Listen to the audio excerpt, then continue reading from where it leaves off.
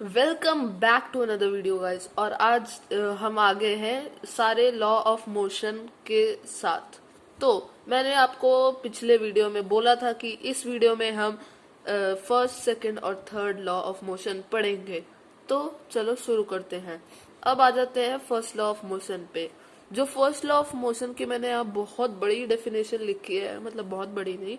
तो अगर आप ये पूरी डेफिनेशन लिख देंगे एग्जाम में तो आपको फुल मार्क्स मिल जाएंगे। अब इस डेफिनेशन का मतलब क्या है?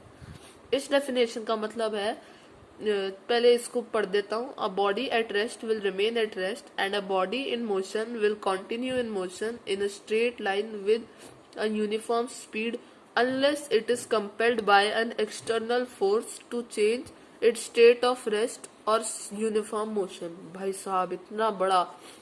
तो अब इसका मतलब क्या है? इसका मतलब है एक बॉडी रेस्ट पे ही रहेगी या फिर एक बॉडी मोशन में ही रहेगी जब तक उसमें बाहर से एक्सटर्नल फोर्स नहीं लगा दी जाएगी। तो अब इसका एक एग्जांपल भी ले लेते हैं। जैसे आप क्रिकेट खेल रहे हैं और आपने एक बॉल को हिट करा और हिट करके वो बॉल सीधे चलती रहेगी ना, वो तब तक चलती रहेगी जब तक ग्राउंड उस पर फोर्स नहीं लगाएगा। अब आप देखते हैं जब ग्राउंड मतलब वो ग्राउंड से टच होती है उसके थोड़ी सेकंड बाद वो रुक जाती है। क्यों? क्योंकि ग्राउंड ने उस पे फोर्स लगाया और वो रुक गई। अब आप देखते हैं जैसे एक बुक आपके बेड पे पड़ी है, अब वो अपने आप तो हिलेगी नहीं। क्यों नहीं हिलेगी? क्योंकि वो रेस्ट में है और जब तक आप उसमें फोर्स नहीं लगाएंगे वो नहीं हिलेगी। अब जैसे ही हम रेस्ट का नाम लेते हैं ना, वैसे ही एक शब्द आ जाता है इनर्शिया। अब भाई इनर्शिया किस खेत की मूली है? Inertia is if a body resist a change in its state और रेस्ट और ऑफ यूनिफॉर्म मोशन। भाई साहब कितना मुश्किल लग रहा है ना, लेकिन इतना मुश्किल है नहीं जितना ये लग रहा है। इसका मतलब है कि एक बॉडी रेजिस्ट करेगी उसके, जैसे एक बॉडी है वो रेस्ट में है, वो हमेशा रेजिस्ट करेगी हिलने से, या फिर एक बॉडी मोशन में है वो रुकने से रेजिस्ट करेगी।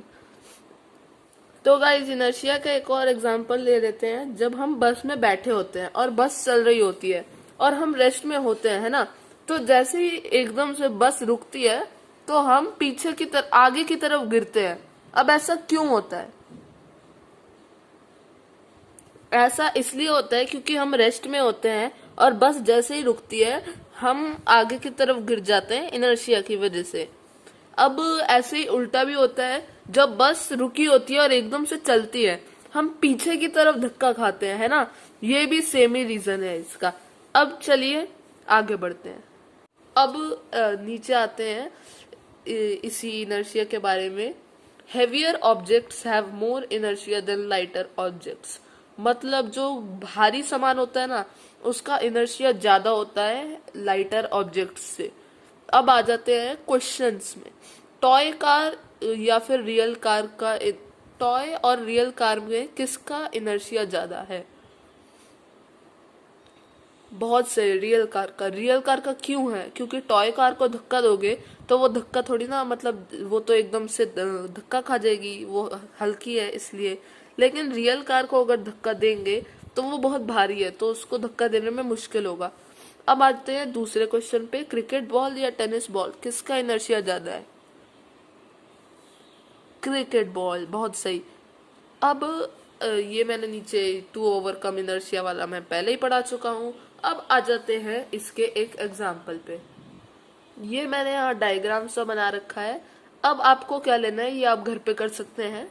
एक ग्लास लेना है, एक कार्डबोर्ड लेना है और एक कॉइन लेना है। अब ग्लास को नीचे रखिए, कार्डबोर्ड को उसके ऊपर और कॉइन को सबसे ऊपर। अब आपको क्या करना है, एकदम से जो कार्डबोर्ड है उसे धक्का दे देना है ऐसे। अगर आप सही करेंगे तो जो कॉइन है ना, कॉइन एकदम ग्लास में गिर जाएगा। तो ये बहुत इजी सी ट्रिक है, ये आप घर पे कर सकते हैं जैसे मैंने बताया। अब आ जाते हैं दूसरे लॉ ऑफ मोशन में। तो गाइज आज हम इतना ही कर पाएंगे फर्स्ट लॉ ऑफ मोशन तक, इसलिए क्योंकि अगर हम सारे करेंगे तो बहुत टाइम ये कंज्यूम कर लेगा। तो अगले एपिसोड में शायद मैं सारे कर लूँ या फिर ऐसे ही एक एक करके सारे लॉ ऑफ मोशन कवर कर लूँगा, कुछ भी हो सकता है। तो गाइस आज के वीडियो के लिए इतना ही। Thanks for watching.